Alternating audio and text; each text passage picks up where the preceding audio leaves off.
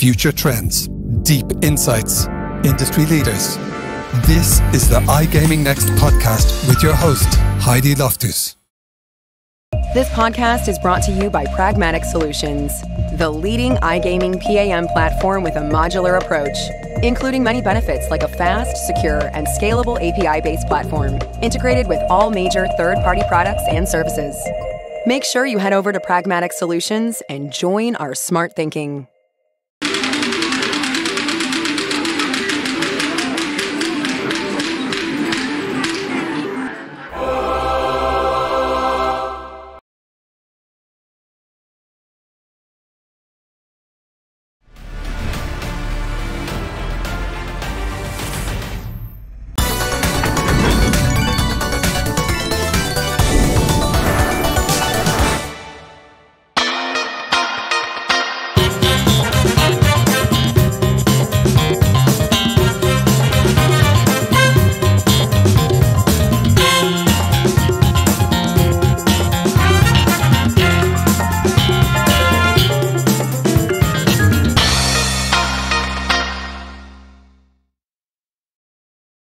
Hi, Mika Peltola from Siffi.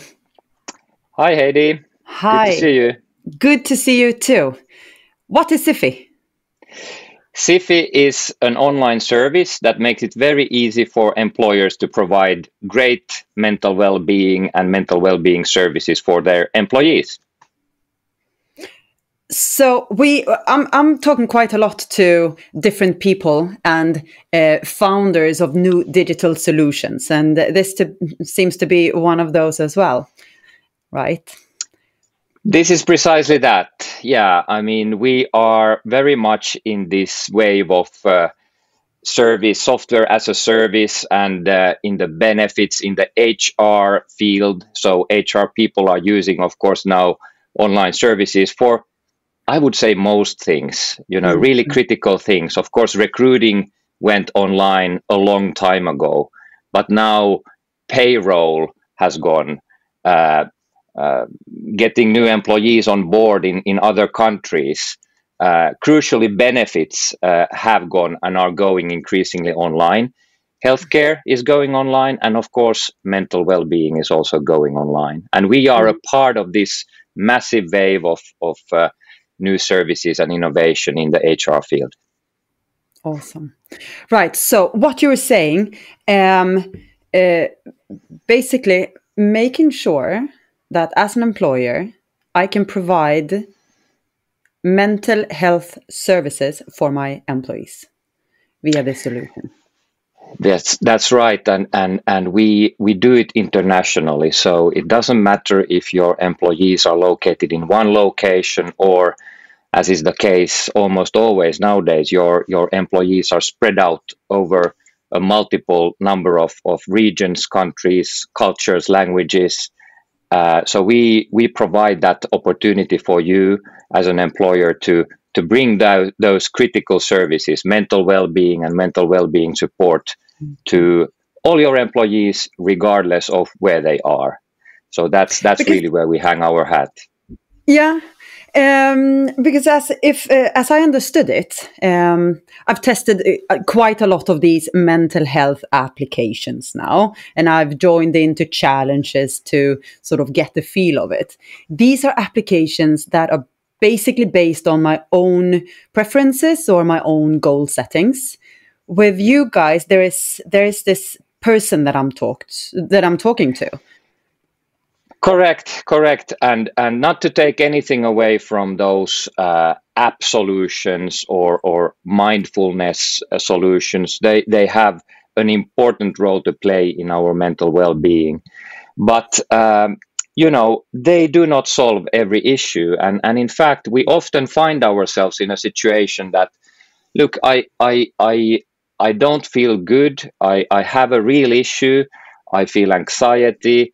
I am extremely stressed out, and I need to talk with a person about it. And let's remember that we have now for more than 2 years, I guess, we've lived in this remote working reality, and some of these issues that we have actually result from that very fact that we are a little bit alone with our computers. We're alone with our apps.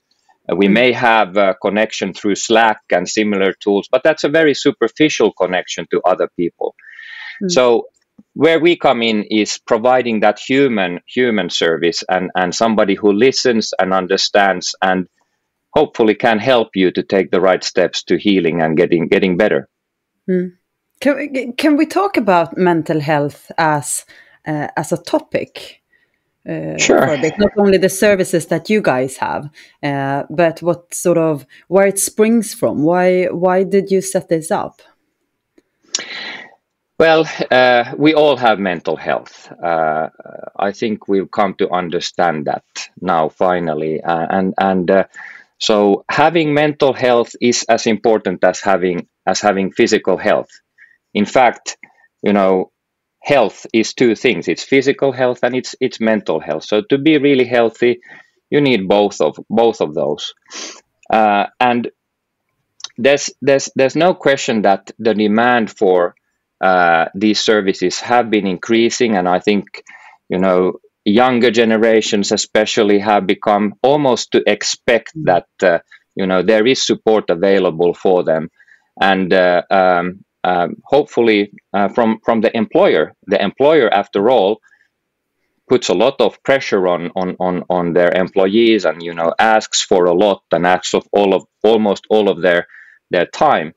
So we think that it was high time for somebody to come up with a solution that would make it super easy for employers to provide this service to the entire workforce, and also to be sort of mindful of the diversity, which is a fact in our organization these days. I mean, you come from iGaming, Heidi, and probably one of the most international, multicultural industries there is. And in any team, you will find people who speak several languages. And you may use English as your work language, but the language of the heart for most people is some other language than English. And this was a problem that hadn't been solved in our mind. So it was very difficult for HR directors and HR leads to find somebody who would actually sort of be able to understand the cultural context and the language of the employees. And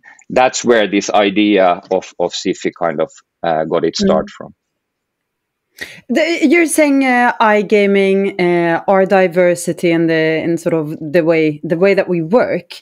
I'm thinking, who would be your, at this moment, majority customer representative? Like, is it iGaming or is it the public sector? Who is using these kind of services?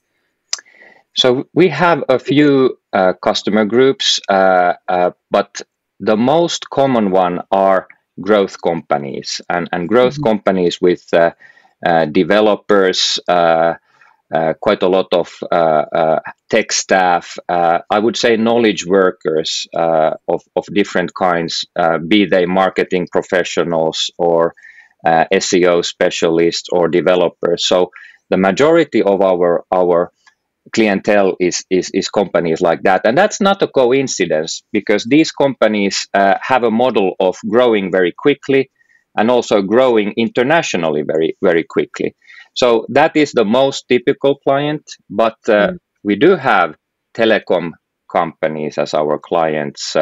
We even have one very large, traditional ones. We even have one industrial company and a big logistics company.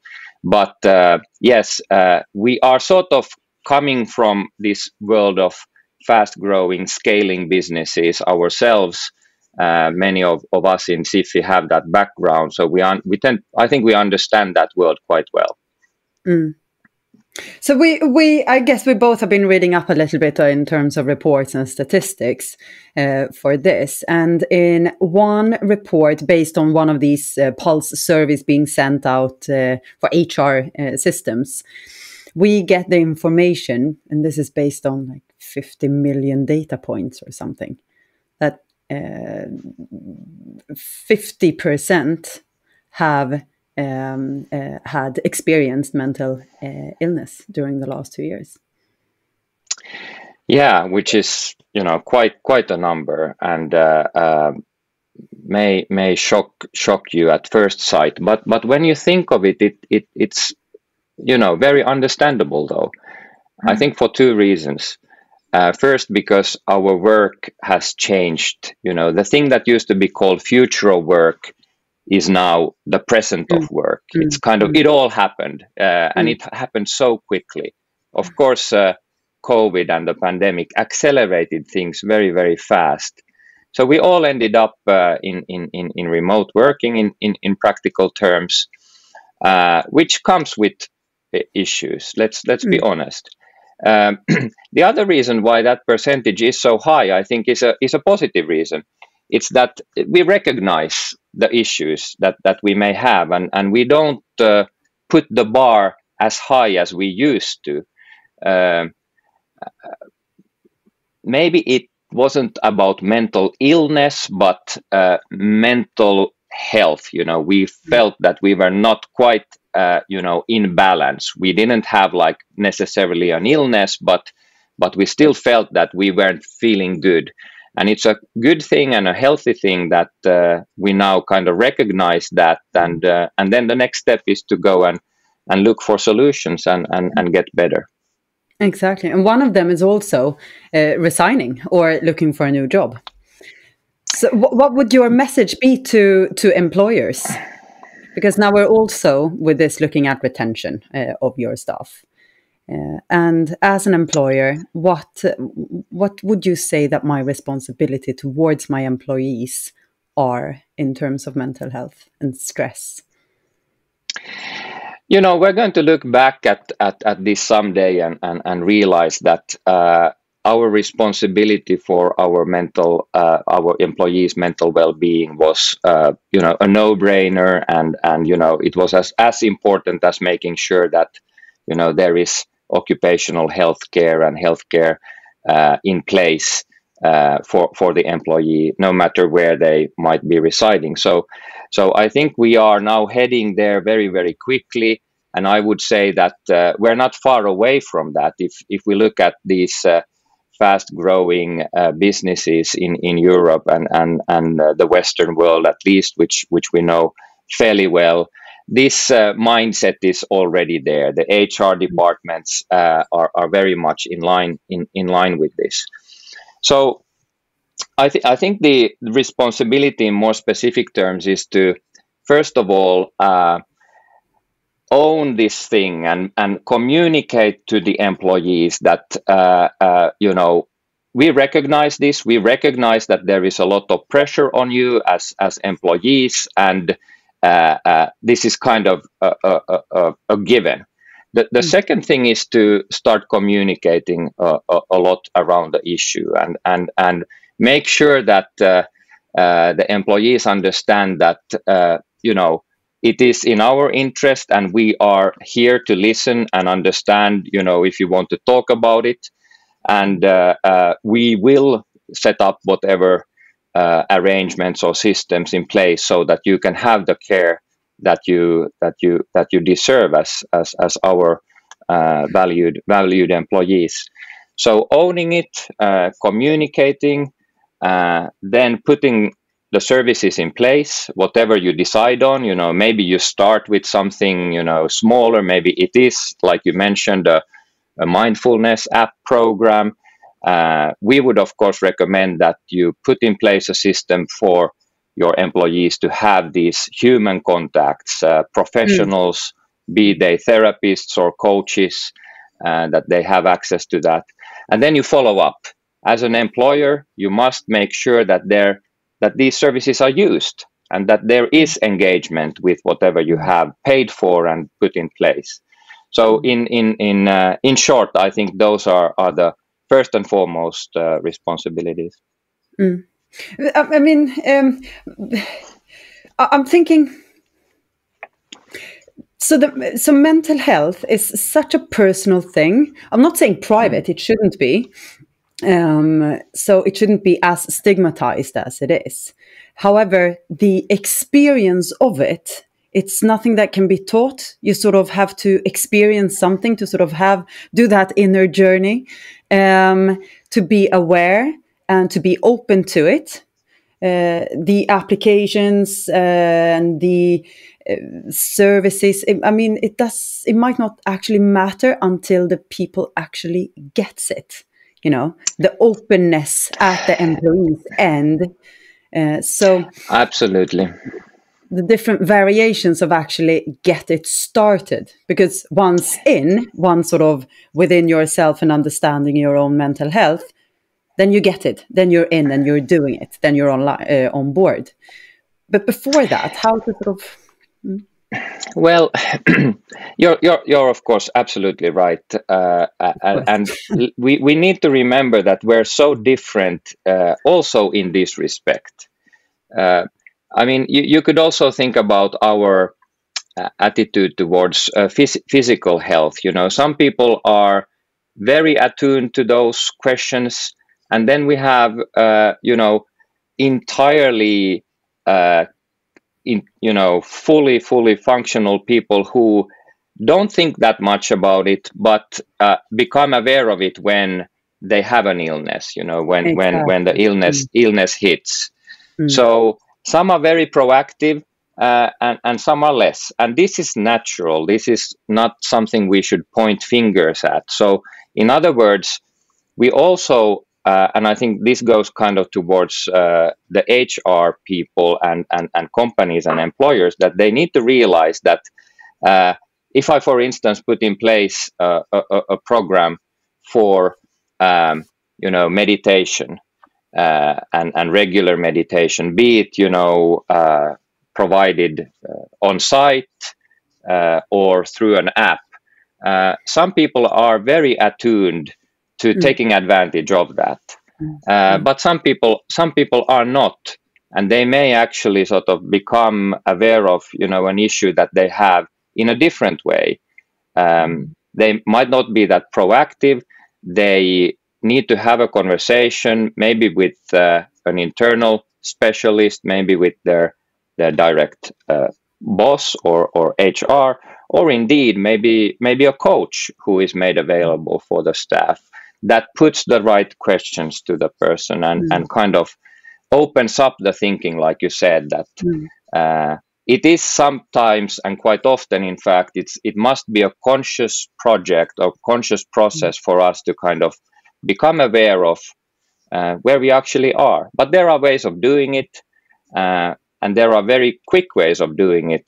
When we onboard new customers, we do these webinars, and those are disseminated throughout the organization, and we give also advice on how you can kind of make a self-check. How am I actually feeling? Am I coping with all the issues? Do I kind of function well in my work or in my free time? And we put those questions, and you can have a first glimpse of that. But it takes this communication and starting the process. Well, Mika, what would you say is the difference between meeting a therapist? Let's say I'm speaking to one of the therapists that you have. Yes. Face to face, and then meeting this person remotely. We're all kind of used to working remotely and meeting face to face like you and I are now. But as you said in the beginning, that's a superficial way of actually hanging out. Yes, closeness yes. In terms of treatments. Well, here in this case, I would say that the difference is surprisingly small, because, those appointments with a mental health professional, they still happen within very clear boundaries. They have a certain length, they start and they stop, and you have that time. Whereas in our working lives, there's all these serendipitous meetings and peripheral things that happen in the office. So that kind of entire office environment has there's a lot of things going on. Whereas in an appointment, you have only a certain amount of things going on, i.e. a therapist, putting questions and listening to you very carefully. And it is surprising how well that can be done online. And there's a lot of research around this. Much of it points to this, that at least 90% of these, let's say,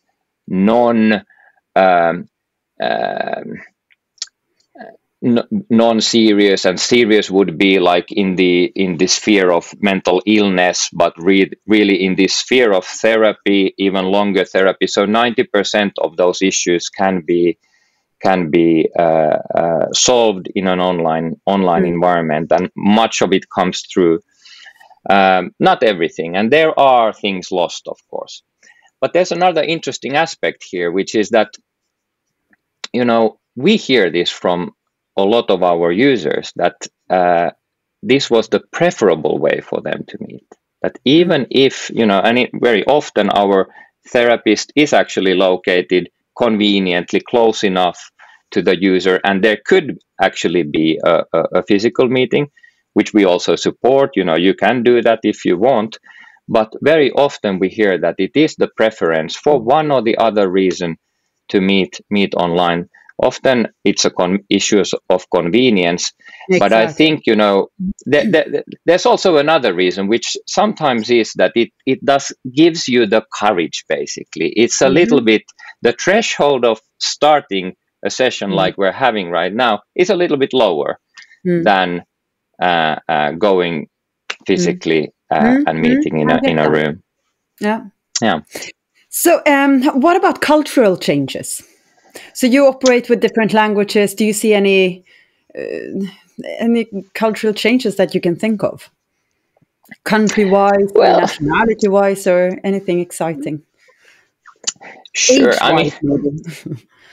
Well, age-wise is easy. It's pretty clear that the younger the generation, the more attuned they are to solving their issues in a relationship, like talking to somebody and talking to a professional. Maybe not everyone, but generally you can say that sort of the difficulty or the stigma even of doing this is much lower the younger the generation is. And this is great news, of course. I mean, it looks like we as people are kind of making advances. It's not a lot of our users are in my age and or perhaps even older. So once you make it easy enough and take the thresholds away, we see everybody engaging with our therapists and coaches. Culturally, of course. I mean, Southern Europeans or Latin people sometimes find it easier to share and are perhaps more open. I remember reading somewhere that Argentina is the country that has the largest number of mental health professionals. That it's like a really important part of the culture over there. Maybe, I'm from Finland, you're from Sweden, Finland is a country where people often, a little bit less talkative, stay silent in two languages. So, of course, these are, but I would warn a little bit against stereotyping in this sense that, in fact, we're all people and we are deep down, we are quite similar also in this fashion. We do need to open up and talk and share to make progress with ourselves. And I think, in some ways the world has also been converging quite a lot. So we know this from our work. Yeah, we are quite similar. That brings me to to sort of, when it comes to remote working, I know that in one of your brochures, you have written that, yes, we are all moving from our offices into our own homes during the last 2 years. But there are data showing that we need the relationships. We need to meet each other. Maybe it's actually a good thing to go back to the office. That's my interpretation of your report. What would you say? Because we know for a fact that there are people that wants to work just fully remote. And then there are people that want to go back to the office. So this is obviously a standpoint that offices will do. In the similarity, like, who actually knows what's best for the employees? That's the question, and it needs to be found out. I'll take myself as an example, if I may here. I'm actually traveling tomorrow to Riga in Latvia, and then next week to London. I have another trip coming up to Malta quite soon. So, but I haven't been traveling that much in the past 2 years. So I feel quite, I used to travel so much and, almost nonstop. And now all of these trips that are coming up, I'm feeling apprehensive about it, a little bit nervous to be honest. The thing that used to be the most natural thing for myself. I experienced the same. Yeah.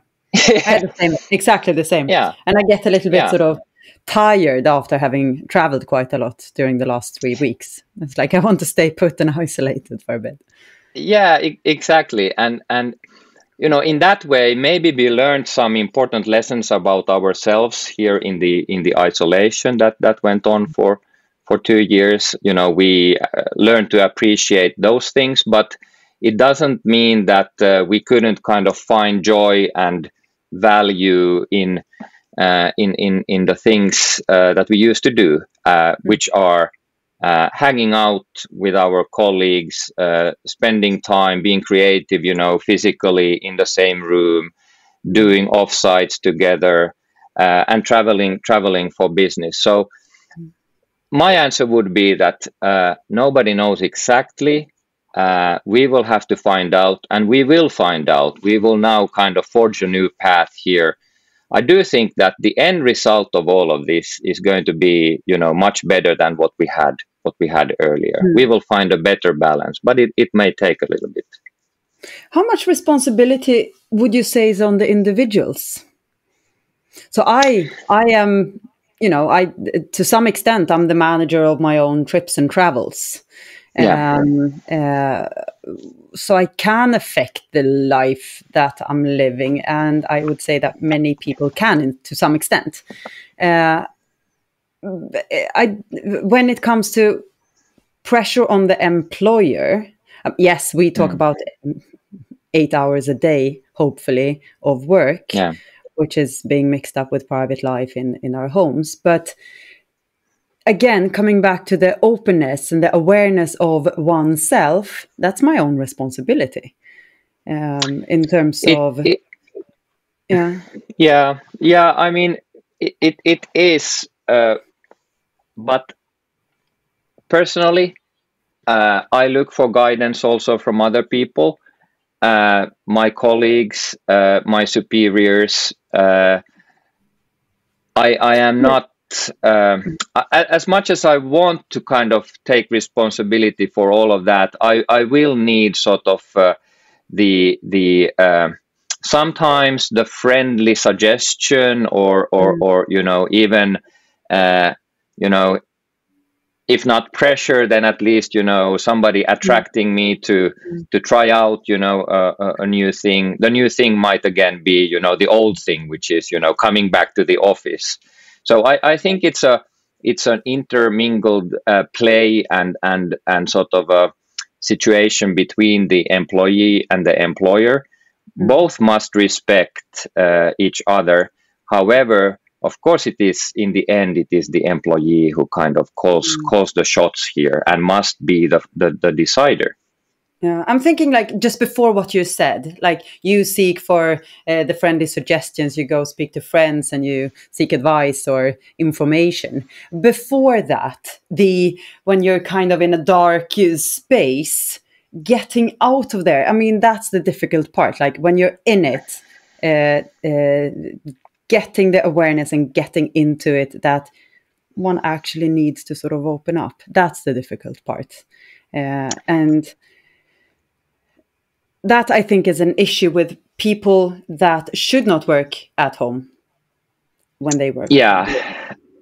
Can you see a lot of these calls coming to you guys? Like, yeah, we do see this absolutely, but that's kind of when these calls come through and we have appointments where the situation is precisely this.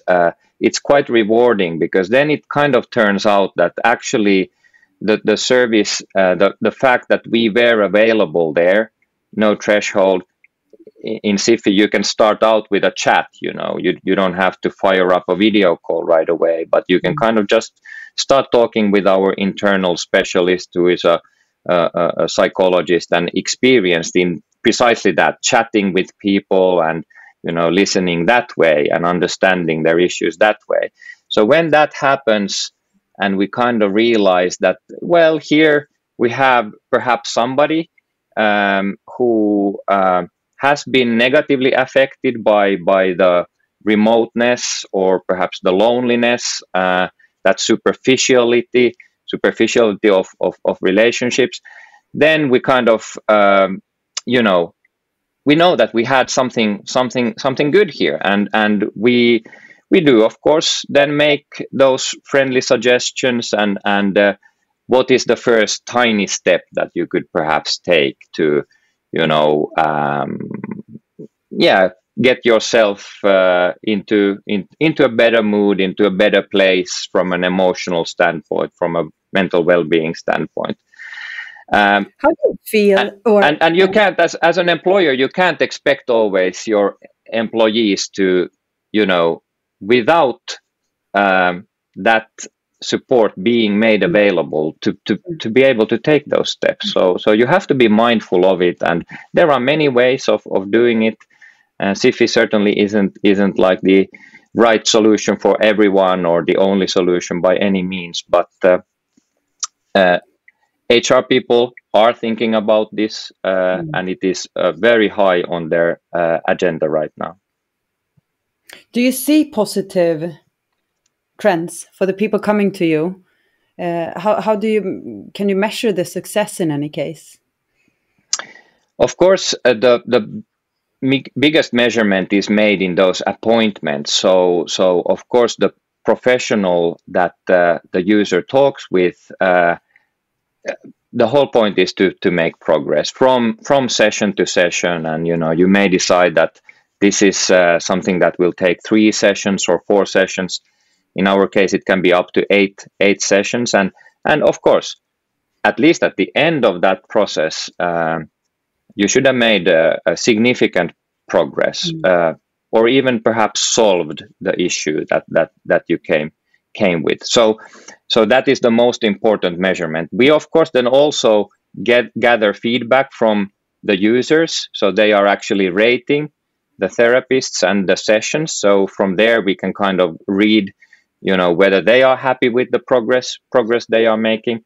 And then from time to time, we do also make these surveys and pulses to see, how does it look on an organizational level. And those are of course done anonymously, and there is nothing shared in terms of personal information. But then we feed that information back to the organization, so that they can perhaps take action then.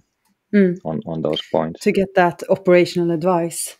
Fantastic. Yeah. Mika, is there anything that we haven't covered yet? You've asked great questions. I can't think of anything. It's always good to talk on these topics.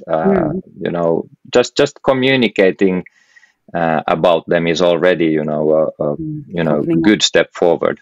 And have again the digital kind of on-demand solutions. That is what we want moving forward. One thing, though, just to sort of my final note, I was reading. Obviously, the youth, but also the people in the big cities are the ones most affected by loneliness. If you were lonely before COVID, then you're obviously much more lonely now. And this is just a personal reflection that I made going to Stockholm a few weeks ago. And So I live on the countryside. Still, things are much more sort of interpersonal here, as it was in Malta. I went skiing and then I went to Stockholm. And these are COVID makeups, but the applications that you download for whatever you do, you check into the hotel, you don't need to speak to anyone, you order food, you don't have to talk to anyone, you order your skiing gear, you don't have to talk to anyone, everything is sort of placed there, the cabin is done, cleaned, ready. We basically didn't speak to a single person for 3 days outside the family, and we ate at restaurants. It's weird, it's super weird. For a personal or for a social person like me, that's super daunting. And I still make the connections. Whereas this accelerates the isolation entirely. So sometime the digital solutions might not be the best fit for everyone, but yeah, we've become we've gone to Japan used to have these automats and vending machines for everything. Even in the restaurants, you would, rather than make an order, you would just push a button, and of course it's still there, and then you just give the piece of paper to the chef and all that. And Japan, of course, has been a country that also has had a loneliness problem. So we should not overdo this and automate everything away. Our family, was one of those families who went and got a dog, at the beginning of a pandemic, and that's kind of has been the counter action on our part. So even today, when I took the dog out, it was fantastic to, almost everybody stopped along and wanted to discuss with me the dog and give it a pat. Hopefully you kept the dog. That's another issue. People is it really? Oh my God, lots of people got dogs, and lots of people are now sort of giving them away to shelters. But yes. I'm very sad to hear that. Mika, thank you for a fantastic chat. Looking forward to see you again. Yeah, thank you, Heidi. It was great to be on. Thank you so much. Take good care. Thank you for all your fantastic advice as well. All right. Thank you. You're welcome. Ciao. Bye-bye.